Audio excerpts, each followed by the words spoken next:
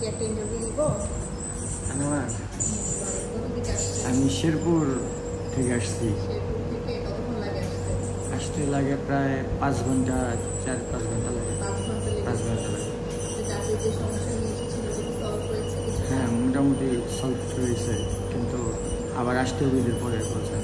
কেন আসতে হবে? কারণ দাঁতের কাজ সমস্যা একদিনে শুধু সব কাজ হয় না। এখন দাঁতকে যে দুটা দাঁতে ফিল করা হয়েছে এই যে দাঁতটা ভালো লাগছে? দুটাতে ভালো লাগছে। আর হচ্ছে ব্যবহারের জন্য কি নিচ্ছে? ব্যবহারের জন্য পেস্ট আর এই যে এই ওষুধটা। ক্যান্ডি। এটার কাজ কি? এটা হচ্ছে গলার উষ্ণুষ ভাবটা কমাবে আর দুর্গন্ধটাও আস্তে আস্তে কমাবে। কোনো কিছু একদিনে কিন্তু হবে না।